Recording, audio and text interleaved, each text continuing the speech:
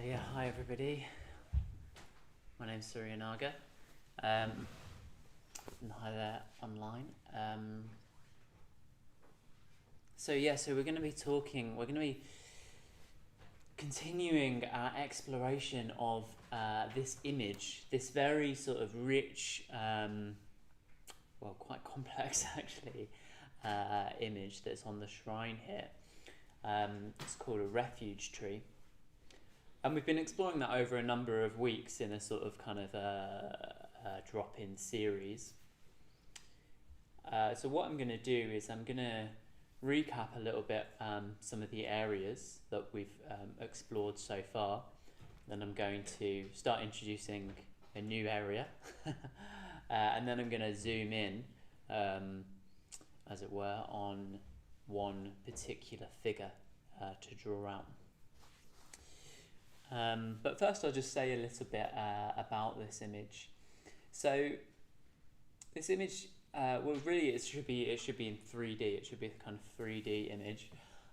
It's an image that's visualized particularly by, this specific version of it especially is visualized by those of us who are ordained whilst we're training for ordination. So we're kind of giving you a bit of a peek really into a practice that is really meant for people who are training for ordination in a way. So, and the reason for that is because it encapsulates our whole kind of Buddhist tradition, both the kind of what you might call the historical Buddhist tradition, going back thousands of years all the way to the Buddha, right down to the present day. So I'll kind of say a bit more about that in a moment. And so you can kind of see, I guess, why it would be important for us to, I guess it's probably particularly obvious why it'd be important for people who are going to be ordained to have some sort of intellectual understanding of the history of Buddhism. But maybe what's slightly less obvious is that it's very, very important to have a very kind of emotional connection to particularly the figures of Buddhism. So I'm going to say a little bit more about that in a second. But first I'm going to go completely off-piste, away from the Buddhist tradition, to Hitchhiker's Guide to the Galaxy. So some of you might know Hitchhiker's Guide to the Galaxy. Don't worry if you don't, but it's definitely not a Buddhist text. So I'm going to read a little bit from that and I'm going to explain why I've read it. So, the total perspective vortex derives its picture of the whole universe on the principle of extrapolated matter analyses. To explain, since every piece of matter in the universe is in some way affected by every other piece of matter in the universe, it is in theory possible to extrapolate the whole of creation, every sun, every planet, their orbits, their composition, and their economic and social history from, say, one small piece of fairy cake. The man who invented the total perspective vortex did so basically in order to annoy his wife. Trintragula, for that was his name, was a dreamer, a thinker, a speculative philosopher, or, as his wife would have it, an idiot. And so she would nag him incessantly about the utterly inordinate amount of time he spent staring out into space, or mulling over the mechanics of safety pins, or doing spectrographic analyses of pieces of fairy cake. Have some sense of proportion, she would say, sometimes as often as 38 times in a single day. And so he built the total perspective vortex just to show her. And into one end he plugged the whole of reality as extrapolated from a piece of fairy cake, and into the other end he plugged his wife, so that when he turned it on, she saw in one instant the whole infinity of creation and herself in relation to it. To Trintragula's horror, the shock completely annihilated her brain. But to his satisfaction, he realised that he had proved conclusively that if life is going to exist in a universe of this size, then the one thing it cannot afford to have is a sense of proportion.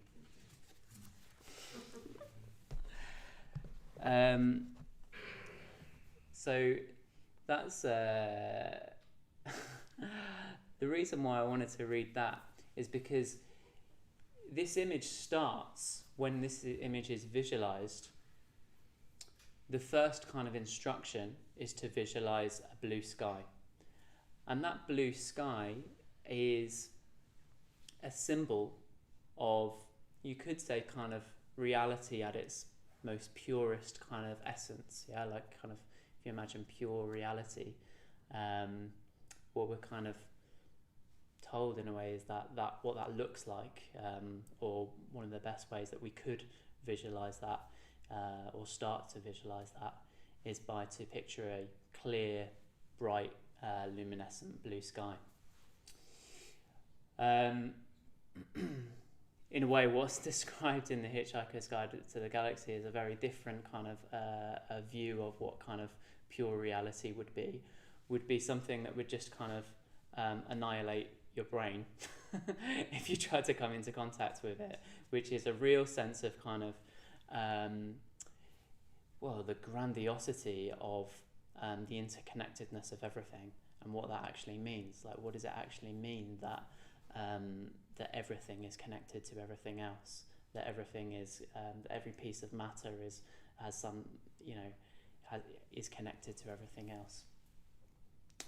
So in a way, a better place to start is by imagining a blue sky. And then what emerges out of that blue sky is something, I think, this is kind of my own interpretation in a way, something that kind of can get us to what's described there as like total perspective, to that via something that will kind of ground us. And what is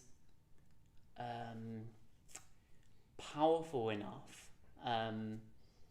big enough to root us enough to experience kind of total reality is people. That's the only thing that can possibly be big enough to actually kind of connect us to direct reality. And that's what emerges out of this blue sky, is people. So that's I think what's most important about this image, in a way, is that it's an image of people, or not all people in the kind of historical sense, reality taking form as people, and they have to take form as people, or it has to take form as people, because Sangharakshita, the founder of our tradition, says that a person is our highest category. So if we want to kind of enter into true, pure reality, we have to get there through people, particularly people who have experienced a greater depth of it than we have. If we can kind of connect, let's use connect for now, connect, but in a very full sense, with somebody who has experienced a greater depth of reality than we have, then we can get there as well without annihilating our brain. So that's why we're looking at this image. So I just wanted to kind of say that by way of introduction. And now I'm going to recap a little bit of what we've covered so far on this image. So I'm going to stand up now and make her all follow me with the camera. It's really difficult. So we've got this image, and you can see in the centre is the Buddha. Yeah, so that's the kind of historical Buddha, the Buddha that lived 2,500 years ago. And either side of the Buddha is the Buddha of the past and the Buddha of the future. So the Buddha is this kind of, on one level, he's a historical man who lived 2,500 years ago, And then on another level, he's this kind of timeless sort of ideal myth that exists outside of time and space, that is basically the person who can discover the Dharma, the truth of reality, without anybody who's there to teach him it. Yeah. So that's why we have a Buddha of the past and a Buddha of the future. Then either side of them, hopefully you can all see, so on this side we've got these kind of mythical figures, these mythical kind of emanations of the Buddha. You know they're mythical because they're really brightly coloured. So one of them's orange, Manjushri or Manjushri. He's got a sword that's on fire, and we had Pranamanas talking about Manjushri a few weeks ago. And yeah, there are plenty of other figures there I won't go into. And on the other side we've got kind of the historical followers of the Buddha. So over there, the historical followers of the Buddha. So it's kind of made disciples. So that's kind of the middle row, as it were. And then we've got down here the teachers, what we call the teachers of the present. Actually, none of them are alive anymore, but I think when this image was kind of conceived, they were. They all kind of lived, at least in the 20th century. And right down in the middle centre, you've got Sangharakshita, and Sangharakshita founded our tradition, the Triratna Buddhist order. Those of us who wear these cases have been ordained into the Triratna Buddhist order, which Sangharakshita founded. He died 3 years ago, and he was 92 years old, I think. 92, yeah. And then you've got kind of his teachers round him, who are all kind of very, very eminent figures. He lived for a long time in India. He lived for 20 years in India, most of that time as a monk. And most of his teachers are kind of very, very eminent Tibetan lamas. You have a couple of other from other traditions as well. So he had quite a range of influences. So that range of influences is shown, by his teachers, his kind of direct teachers that he knew and was friends with. But then it's also shown by this much busier kind of section towards the back of the image. And this is what we call the teachers of the past. And these figures have all come from Buddhist history. Lots of them are kind of surrounded in lots of legend. But as far as we know, they pretty much all, I think they all lived. But yeah, they've all been, from a range of times and places. Actually, the back row is from India, the middle row is from Tibet, this row is from China, and then the bottom row is from Japan. This image is a very particular image because what we've got here is the whole Buddhist tradition, in a way, kind of represented in a way that has never been done before until this image was conceived of. There've been similar kind of refuge trees throughout the Buddhist tradition, but this is the first time that we've been able to kind of take a kind of like bird's eye view of the Buddhist tradition and then kind of go, how does that fit together? So Sangharakshita, who founded our tradition, he conceived of this image based on what he understood encapsulated the whole Buddhist tradition. So I find that quite exciting personally. It's like, oh yeah, it's like all of it. So we're going to zoom in on one particular figure today. I just wanted to kind of set that in context. There's loads that could be said about any area of this, but we're going to zoom into one particular figure today. And that's this figure here. So this figure is called Santideva. So I'm going to sit down now and talk about Santideva.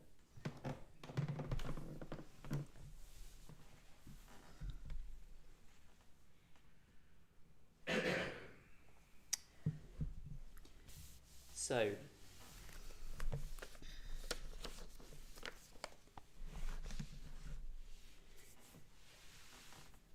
Shantideva lived in the 8th century. Lots of these figures lived sort of either side of him in the teachers of the past, and he lived for well, we don't actually know very much about him. We don't actually know that much about the life story of Shantideva. Actually, apparently it was not considered as important around this sort of time to sort of know that much about a Buddhist teacher. You would just kind of take his kind of teachings, and then legends would then build up around him. So there are kind of many legends around Shantideva, like he was the son of a great king, and he had these kind of visions appear to him as he was due to become king, and kind of, well, basically tell him that it was a great mistake to try to live for such a kind of worldly gain, basically, as becoming king. And so he went forth from that. Quite similar to the Buddha's life story, and it's apparently there's not that much kind of historical fact around that can prove it. So it's easy to think like, okay, so somebody's just made up that after the fact, which is possible. But I think probably what's more interesting than just sort of dismissing that as somebody's just made that up is like, why did they want to make that up? Why did they want to make up these legends around this figure? It's basically this big sign of respect, isn't it? This sign of or actually this figure has a lot of significance in the Buddhist tradition for them to want to make up kind of stories about him. If indeed they did make them up, that it might actually be true. So that's the first thing to say about him. Actually, the figure that appeared to him was Manjushri. I mentioned just before, the orange figure there with the sword that's on fire that Pranyamanas talked about a few weeks ago. He's known as the Bodhisattva of wisdom. In a way, you could think of it a bit like a patron saint of wisdom, if that metaphor works for you. And so Shantideva is a devotee of Manjushri. He's a devotee of wisdom and Manjushri. And Manjushri appeared to him and told him to go forth. Anyway, he at some point becomes a monk. He becomes ordained fully as a monk, and ends up living in Nalanda University. So Nalanda University was a monastery around this time, an ancient kind of monastery, a Buddhist monastery, and I've heard it called kind of one of the first and one of the biggest kind of universities of its kind of ever. It was in India, and it's basically full of monks studying the Dharma. Sounds quite idyllic and somewhat, well, if you like that kind of thing. But yeah, this kind of amazing institution that lasted for hundreds of years. And Shantideva lived there. Actually, a little kind of factoid or something about Nalanda University. It's quite interesting. On your way out, you'll notice above the red gate on the outside the London Buddhist Centre, you know, the big giant red gate that, I don't know, firemen's horses used to go through or something. There's a crest with kind of two animals on it. Does everyone know what I'm talking about? Kind of golden crest above this big red door. Anyway, that crest is the Nalanda crest. So it's just a little. I find that quite interesting. So Shantideva, he lives at Nalanda University, and the story goes, quite a short story.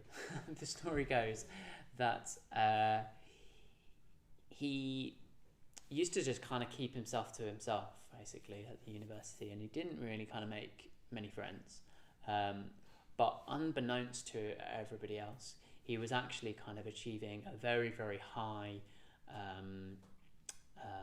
stage in the spiritual path.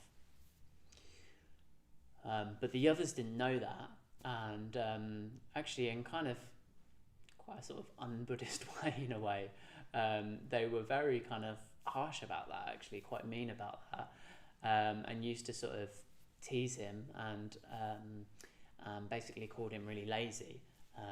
In fact, the saying goes that they said to him that his three attainments were eating, sleeping, and defecating. So that was other people's kind of opinions of Shantideva. And so they got together one day and they decided, oh, what we're going to do. I think they thought he was quite arrogant as well. I think I get the impression that everybody thought he was quite arrogant, and that's why he was kind of keeping himself to himself. Anyway, one day they decide to sort of like, I don't know, show him or something, and get him to do a talk, get him to do a Dharma talk, or give a teaching. And he initially kind of declines, but then they kind of convince him to do it. And they even kind of make the seat way too high. They create this seat for the teaching to happen on, and they make it way too high for him to even reach. And so he comes along. Shantideva comes along. And they think, oh, this is going to be really funny because it's kind of makes a statement in itself, I guess. But then what happens is he just flies on top of it. So yeah, anyway, that's the story, that he flies on top of it. He sits down, and then he delivers, either by heart or spontaneously, I think, the entirety of the Bodhicharyavatara. And the Bodhicharyavatara is now known as one of the most seminal, important Buddhist texts ever. It encompasses the entire kind of Buddhist path, particularly from the Mahayana Bodhisattva perspective, and it's very, very kind of poetic and lyrical and imaginative, but also very, very strong. If it has one character, it's like, get on with it. Like just do it, which is quite interesting. Anyway, then he reaches the end of the Bodhicharyavatara, and then he flies off, and he never returns to Nalanda. So that's the kind of story of Shantideva. But really what's kind of... so what I'm going to give you now is a few verses from the Bodhicharyavatara. And we'll kind of maybe try and unpick them a little bit together. And just for those of you who know the sevenfold puja that we do here, we do the sevenfold puja in quite a lot of different occasions, particularly on retreat. If you go on retreat, you'll do the sevenfold puja. All of the verses from the sevenfold puja come from the Bodhicharyavatara as well. They're all kind of excerpts from the Bodhicharyavatara, which was compiled by Sangharakshita. Okay, so I'm gonna hopefully we'll get through 3 verses, but we might not have time.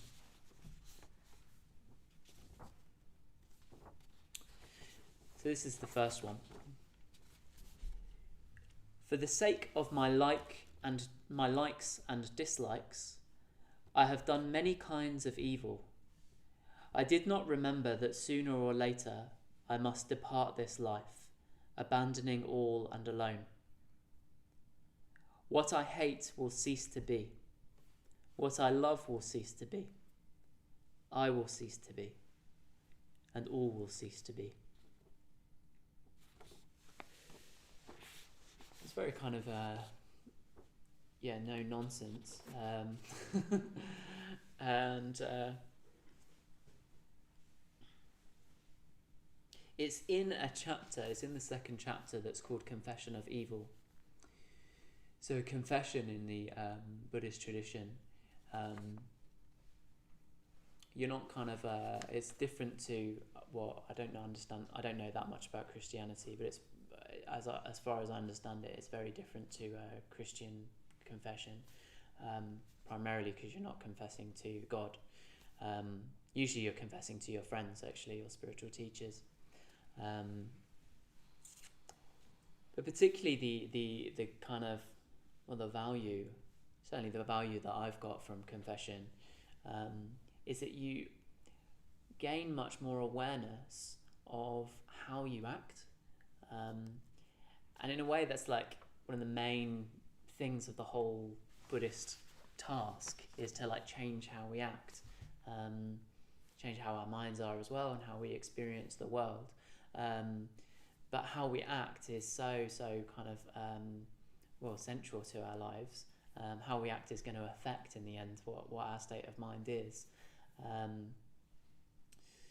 So confession becomes really, really important as a in a way a tool. This might be kind of making it a bit too I don't know, like practical or some, not practical, too utilitarian or something, but you can think of it as a tool to shine a big light on, like, how do I actually act? What are the ways in which I'm acting that I really, really want to ignore?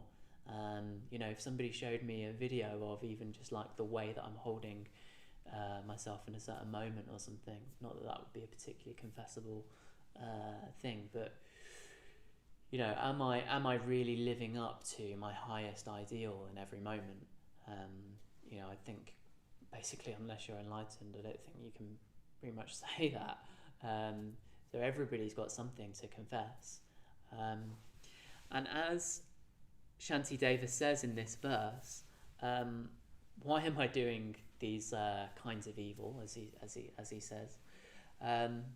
Usually for the sake of my likes and dislikes. And one of the reasons why I really love the Bodhicharyavatara is because the language that's used, maybe this is just the way that it's translated, but certainly the language that's used is so kind of emotional. Even just the idea of for the sake of my likes and dislikes, it's just sort of almost kind of, even just that phrase makes it feel like, oh, what is that? What is my likes and dislikes? Like, what's that ever going to kind of like do for me, really, like in an ultimate sense? My likes and dislikes are so kind of subjective. That's one way of looking at it, but he even kind of clarifies it actually a lot more in the next verse, in that next line, because then he says, well, what I hate will cease to be, and what I love will cease to be. I will cease to be, and all will cease to be. So all of these kind of likes and dislikes that I have, all of these things that I'm like, orientating my life around, it's all gonna go. It's all impermanent. So what am I doing? Then acting unethically, acting in a way that actually kind of I'm ashamed of, because of those things.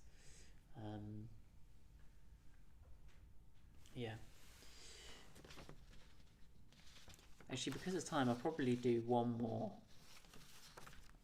No, let's see how we do.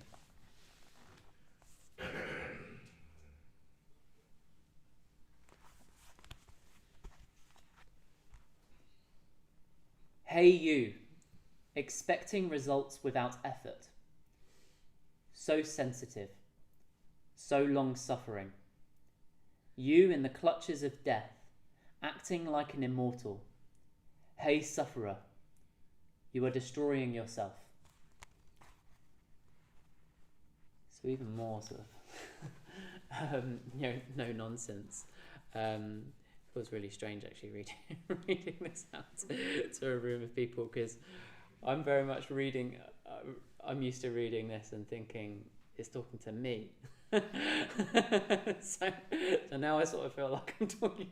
It's me talking to you, which is well. Maybe I'll just talk about how I experience it when I'm reading it and it's talking to me. Particularly this line, expecting results without effort. Like I sort of feel like, oh yeah, like I do that so much. It feels like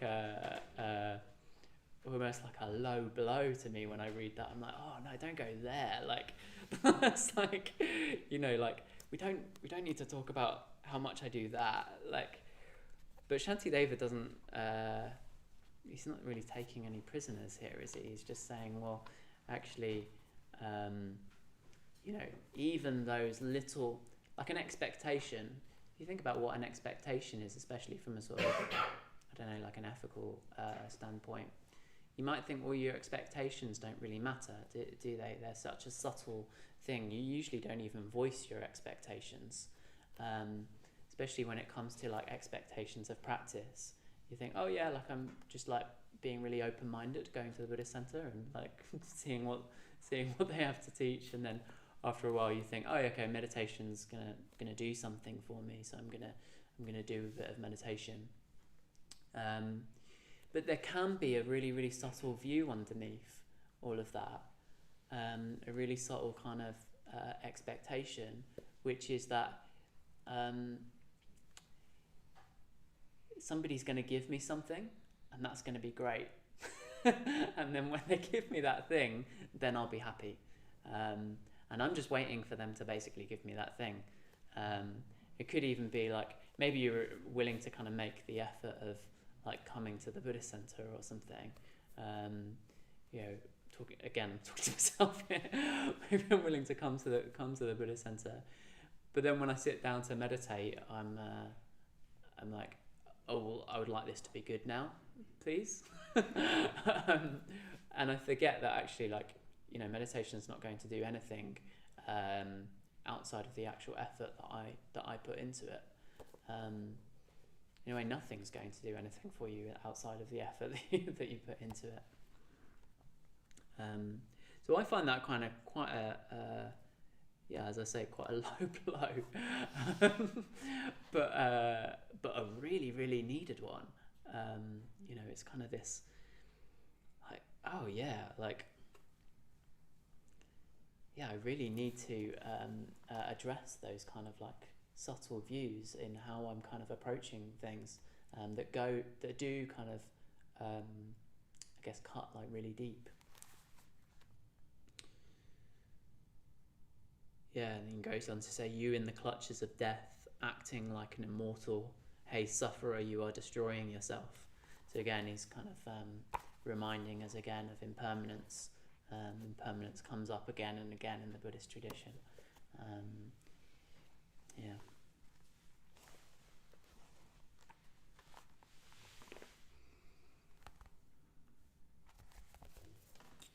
I'm going to move on to another verse. Actually, I'm going to read a bit of a longer section of this. I wanted to read. Actually, he goes worse than that at this point. He goes much more. When I say worse, I mean he goes a lot more direct and quite graphic at some points. But I wanted to read something that was a bit kind of direct, like I've read. But I also wanted to read something that was a bit more, I don't know, aspirational and positive. So thought I'd read this, and some of you will recognise some parts of it from the Sevenfold Puja. But yeah. May the merit gained in my acting thus go to the alleviation of the suffering of all beings. May I be medicine for the sick. May I be their doctor and their nurse until sickness is no more. May I destroy the torments of hunger and thirst with rains of food and drink, and in the eons when there is no food, may I myself be food and water. May I become an inexhaustible treasure for those who are poor and destitute. May I be their servant to give them all that they need. My personality throughout my existences, my possessions, and my merit in all three ways, I give up without regard to myself, for the benefit of all beings. Nirvana is the giving up of all, and it is nirvana my heart yearns for. If I am to give up everything, then let me give it to beings. So what we've got there is, Santideva taking a little bit of a different mode.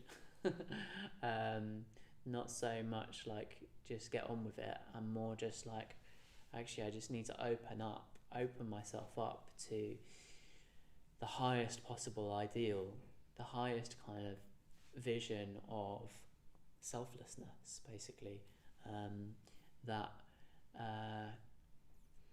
ultimately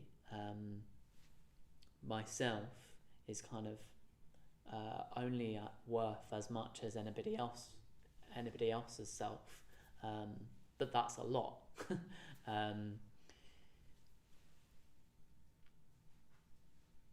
Yeah, I mean, I particularly like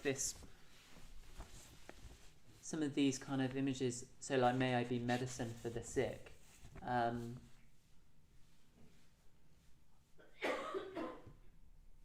It's really evocative, isn't it? It's kind of like,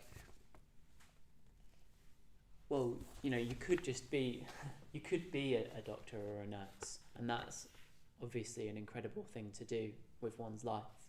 But the sickness that he's kind of referring to here is not a physical sickness. He's referring to the sickness of unenlightenment, the sickness that everybody who is unenlightened has, this sickness where we're kind of creating our own suffering by craving things that we don't have. So the Buddha was talked about as a doctor for curing that particular sickness. And it's very kind of, I don't know, I think there's something very strong about having that image, holding it in terms of its kind of literal meaning of like being a doctor or a nurse and being like, oh yeah, it's so, that is a very strong, incredible thing for somebody to do, for somebody to literally look after somebody who's physically unwell. And then also kind of holding that in the context of like, what does it mean to do that for a kind of ultimate sickness on that kind of level, a sort of spiritual sickness, if you will. And then even further, what does it mean to do that?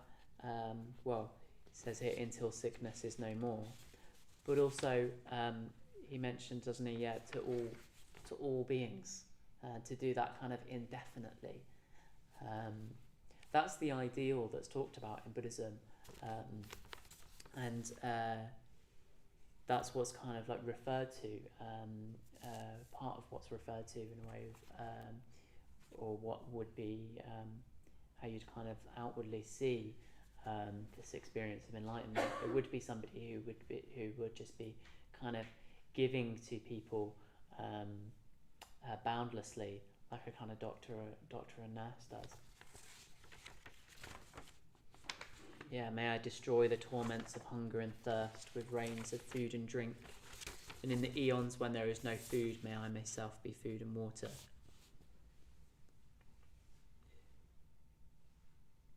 May I become an inexhaustible treasure for those who are poor and destitute. May I be their servant to give them all that they need. I just pick up on this particular word here, may I be their servant, as well. Because here's where we get a bit more into Shantideva's, it's really his style. of being quite extreme, quite rhetorical in a way. May I be their servant? Like, do we literally want to be a servant? It's quite a big question in some ways. Like, the immediate answer would be like no. For most people, probably like no thanks. Would that be the ego answer that says no, though? Because if you want to be selfless and all for others, you want to be a servant. Yeah, that's a really important distinction. So I just try and repeat that for the microphone.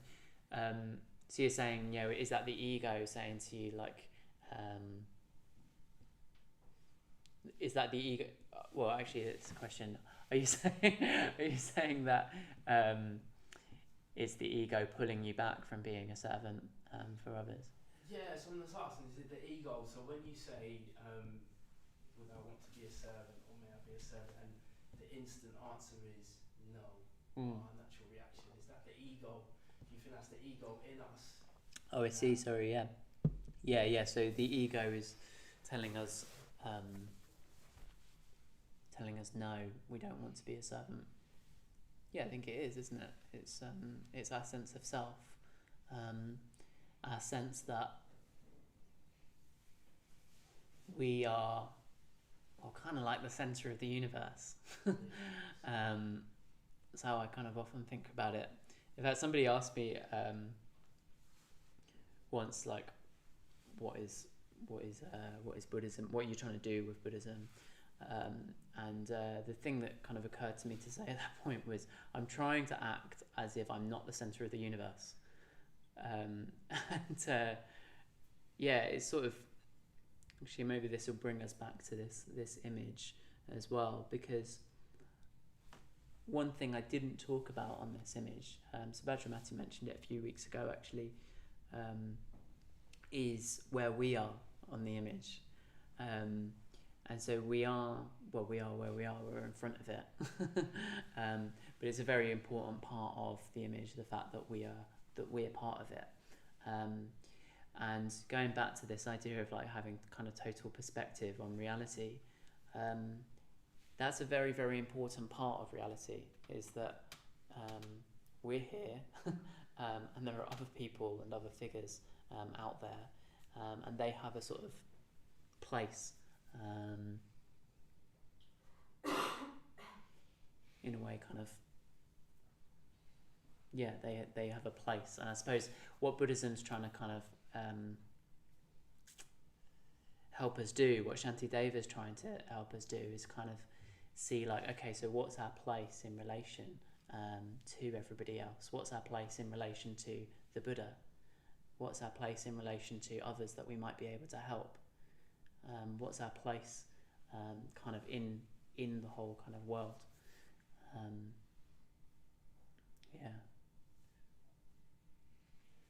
Could I just suggest that then that might have something to do with translation? So if you're talking about it being in process, then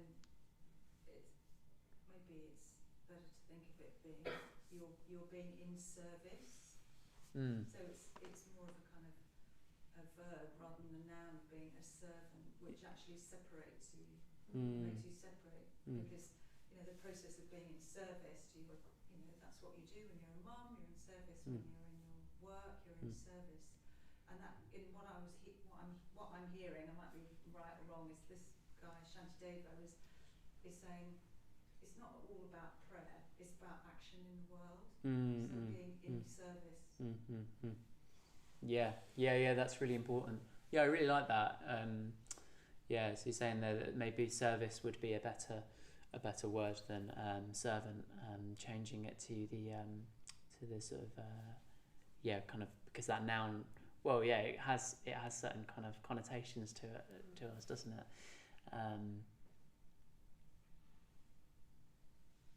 Because it gives it's a hierarchical thing, isn't it? Because if you're a servant, then there has to be somebody who's perhaps controlling you, or Yeah. that sounds Yeah, connotations. yeah, Whereas yeah. being in service liberates you from that. Yeah, yeah. Yeah, yeah. Yeah, I mean the yeah, so he's talking about how if you've got a servant then somebody's controlling you. Maybe I'll just end with this actually because we are going to go out of time. I'll just say something about this. So yes, that's true. Yeah, if we're a servant, then somebody is potentially controlling us. But what are we being controlled by all the time anyway? Who are we being a servant to, or what are we being a servant to, without thinking about it? I think this is one of the things that gets me thinking about this. So he says, "May I be their servant to give them all that they need," and he's talking about all beings there. He's talking about this kind of grand vision of giving everybody everything that they need. So this, we touched on this practicing the Metta Bhavana earlier, really, really expanding out kind of universal, boundless loving kindness to all beings and giving everybody everything that they need, basically. We're probably not being a servant to that right now. So yeah, maybe it's just something about kind of working out, what are we being a servant to, and what do we want to be a servant to, and touching on what you're saying about control. Maybe we're out of control and we need to be out of control in a different way, or to a different master. Sorry to interrupt. Go on. I think the key's in the wording though, because he says to serve and give all that they need. It's not necessarily what they want. Yes. But that is his choice. Yeah. To serve and give them. He's giving them what he believes they need, rather than being told and being controlled. Yeah. By somebody else. Yeah, that's right. Yeah, giving people what they need rather than what they want. Yeah, that's very important as well. Yeah. Okay, good. So we're pretty much at time there. So we'll close it there. But yeah, if you want to carry on asking questions, you do come and ask afterwards. But yeah, really good to see you. And yeah, so this series is Dharma Nights every week on Monday evening.